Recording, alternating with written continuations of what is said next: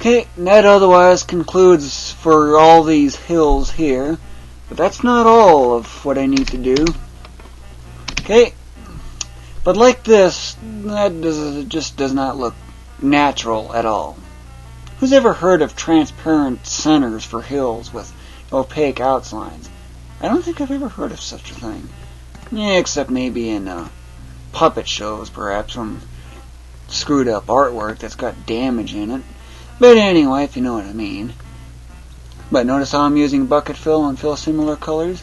That is where I needed that one thing filled in for, so that way I can ensure the entire thing gets filled in.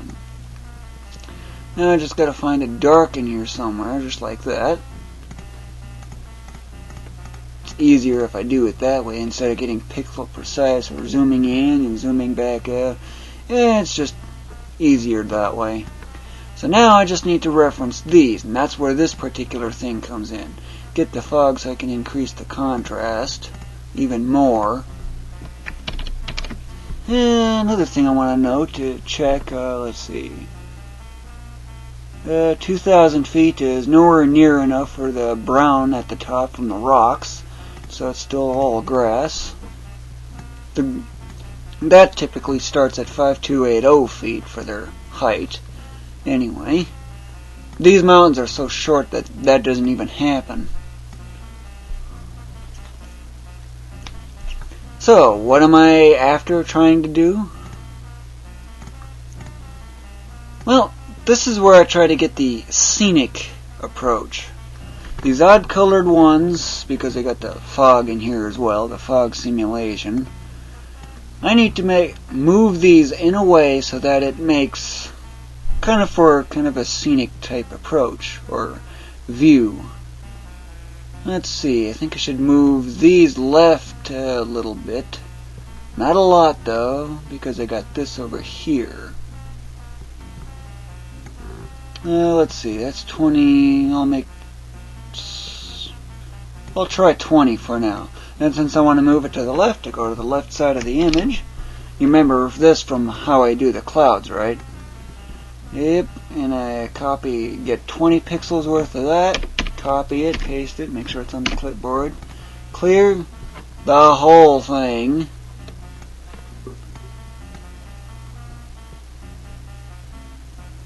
Okay, move it over that same 20,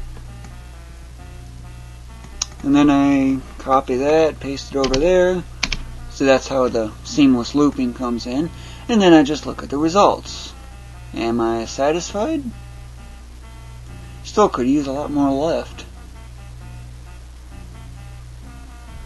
That's what I'm going to do, though. I'm going to shift them considerably more to the left. How much more? I don't know, 30, 40 maybe? Let's see.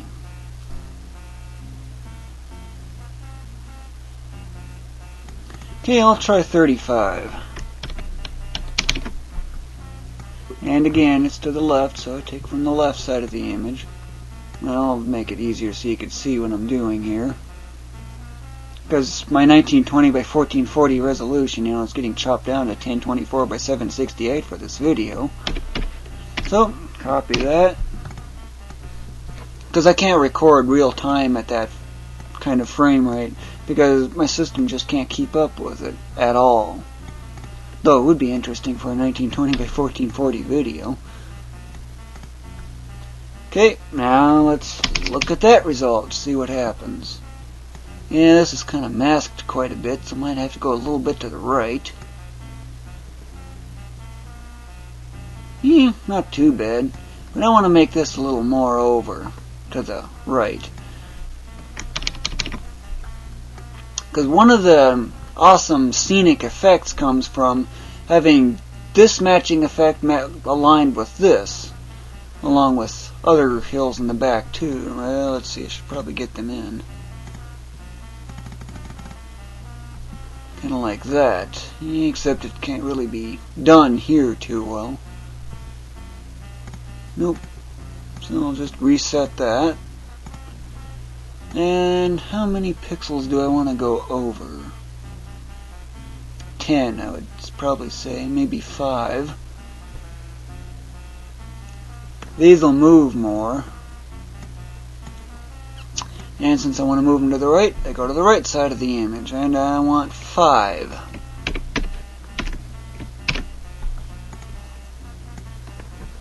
Move this whole thing. Make sure I'm in the right layer too, of course. 5 is such an easy one to memorize. Okay, and there's that small adjustment. Yeah, that certainly looks a lot better now.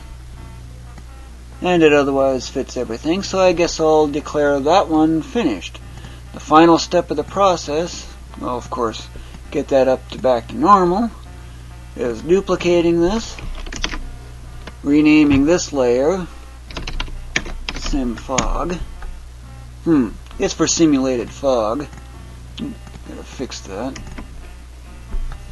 And in this case, I gotta take the fog color. Gotta have fill whole selection so the whole thing is like that. But what's the fog intensity? Well, in this case, it's the fog formula. Distance divided by visibility. How simple can you get? Okay, distance is 152, that's a scaling. Divide visibility, which is that, for that particular world, so it's 19.8, which probably is going to end up rounding off to 20 anyway, but still, that's the end result. And if I want to see how it compares with all these other ones, see this gradient here? That's what I was referring to. Now I just get all of them in, and get the blue sky back. Of course, I won't be able to get the clouds unless I take a screenshot from the game engine itself. Not really important, but at least this way I can see what these particular hills look like. You might be wondering what these are. These are the old ones. I might still be able to use them, I just don't yet know how. Of course. Yeah, you remember this one here, 33.3 here, this one's 66.7. 16.7 is what it would be, but rounding, you know, it kind of has its effect. But I just wanted to show you that. Yep, but this is what the end result is for that one particular hill.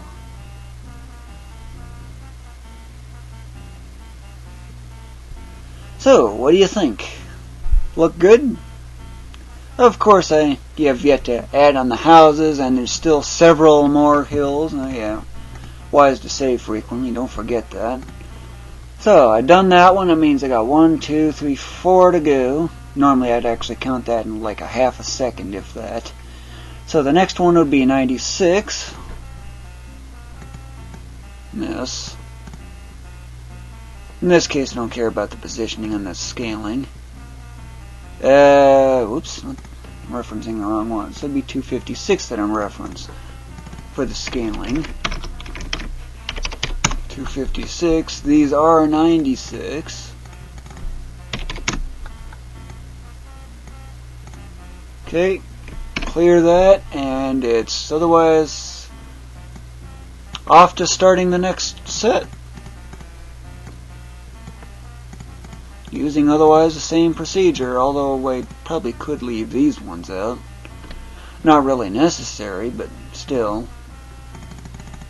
If you know what I mean. And also get rid of the sky, so I have the black background, and it's off to starting off drawing more hills as before.